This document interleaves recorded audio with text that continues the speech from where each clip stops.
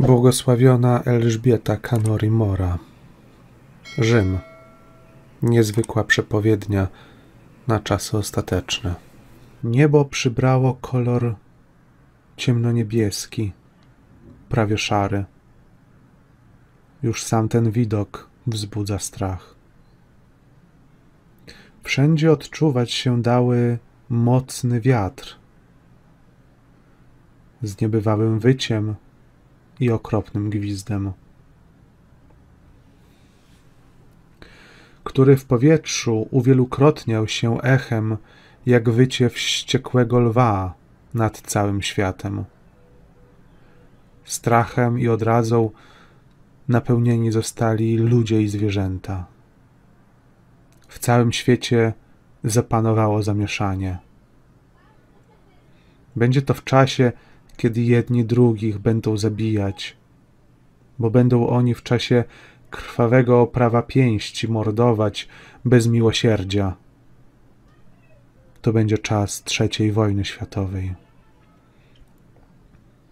Boża niszcząca ręka zaciąży nad tymi nieszczęśliwymi.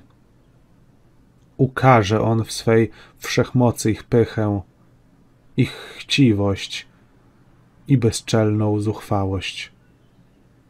Bóg posłuży się przy tym mocą ciemności, aby wytępić odłączonych, odszczepieńców, występnych, bezbożnych ludzi, którzy gotowali się do zburzenia świętej Matki, Kościoła i chcieli go zniszczyć do fundamentów. Ci niegodziwcy chcieli Boga zrzucić z Jego czcigodnego tronu. Bóg jednak naśmieje się z nich, z ich złości i ukaże tych złoczyńców jednym skinieniem swojej wszechmocnej ręki.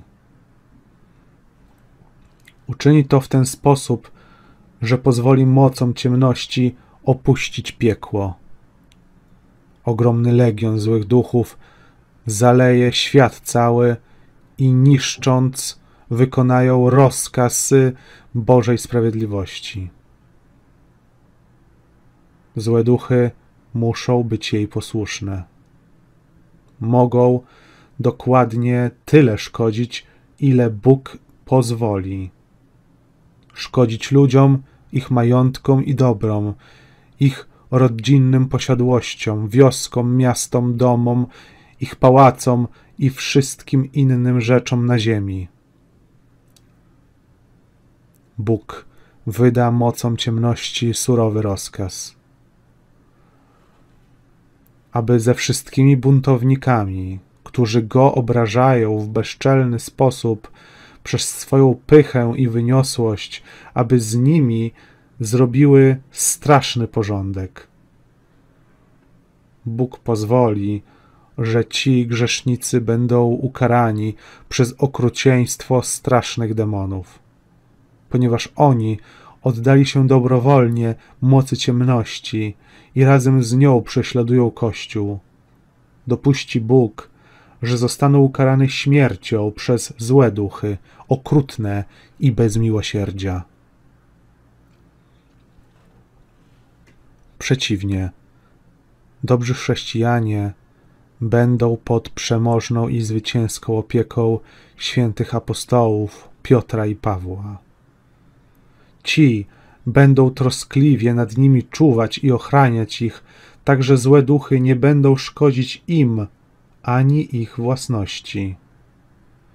Dobrzy chrześcijanie zostaną uchronieni przed niemiłosiernym zniszczeniem, który sprawiał złe duchy za Bożym zezwoleniem. Zostaną ukryci i nienaruszeni. Bóg pozwoli uczynić złym duchom wiele spustoszenia na ziemi. Zburzą one wszystkie te miejsca, gdzie Boga obrażano, przez zbezczeszczenie, służbę namiętnościom i świętokradztwa. Miejsca te wszystkie będą zniszczone i legną w gruzach. Zniknie po nich jakikolwiek ślad.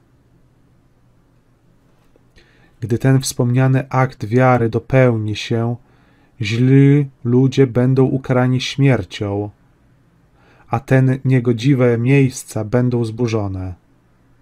Wtedy rozjaśni się ponownie. Krzyż na niebie, ostatnim ostrzeżeniem. Kosmiczna katastrofa, 3 dni ciemności, ostatnie żniwo demonów, klęska szatana, wskrzeszenie ziemi.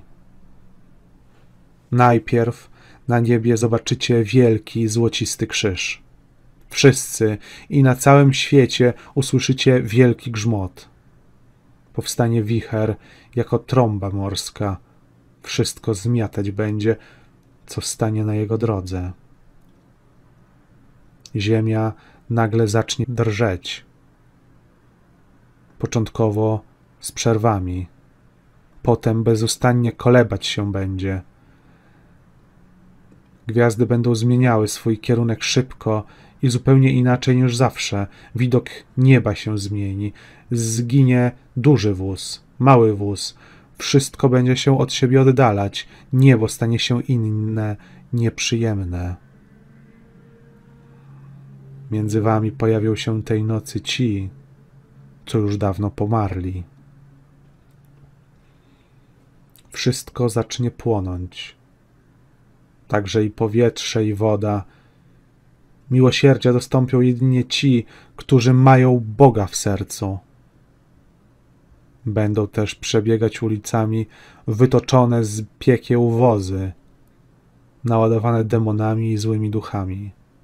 One to czynić będą wielkie spustoszenia, zgiełk, hałas, jęk i płacz. Domy wasze będą się rozpadały, jak domki z kart. W tej strasznej godzinie szatani będą sobie śmiało poczynać, porywać będą dusze tych, co to Boga się wyrzekli i szerzyli na świecie niewiarę, tych, co serc ludu Bożego krzyż i wiarę wyrywali. W tej nocy ciemnej niech drżą matki morderczynie, te, co mordowały dzieci poczęte.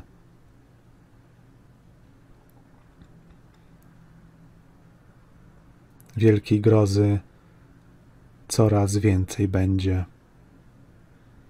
Morza i oceany wystąpią ze swoich brzegów i będą iść na ląd w postaci wielkiej, stojącej ściany. Potem wszystko obejmie pierścień, który błyskawicznie będzie się rozszerzał z minuty na minutę. Będzie stawał się ogniem huraganowym, tak że obejmie całą kulę ziemską. Wszystko zacznie płonąć. Woda, mórz i oceanów wrzeć będzie i płonąć jak nafta. Jeśli te dni ciemności nie będą od ludzkości odwrócone, wszystko, co żyje na ziemi, w tych dniach ciemności zginie. Łaski miłosierdzia dostąpią jedynie ci, co Boga mają w sercu. Żyją według świętych Bożych przykazań, mają silną wiarę w Trójcę Przenajświętszą, w niepokalaną Dziewicę Maryję. Tylko oni mogą przetrwać i przez modlitwę i ofiarę swego cierpienia przetrwają.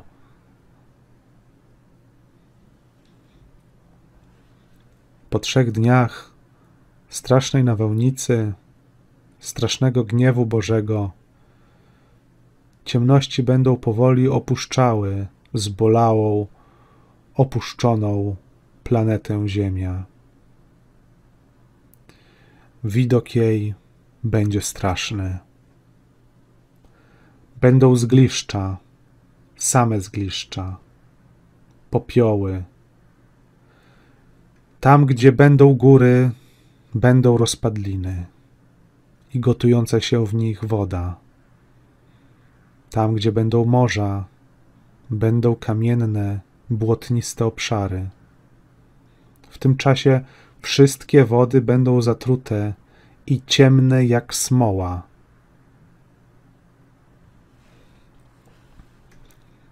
Piątego dnia stąpi z nieba wielki, święty, majestatyczny anioł Boży w białych szatach. W dłoni będzie trzymał gałązki hizopu i on to do wszystkich mórz, rzek i oceanów włoży owe gałązki hizopu i oczyści wody, i znowu gorzka woda zmieni się w słodką, nadającą się do picia. A woda stanie się jasna, uświęcona mocą Bożego hizopu i będzie zdrowa jako napój. W tym czasie nie będzie też drzew i nie będzie żadnej roślinności, tylko nagie skały. Amen.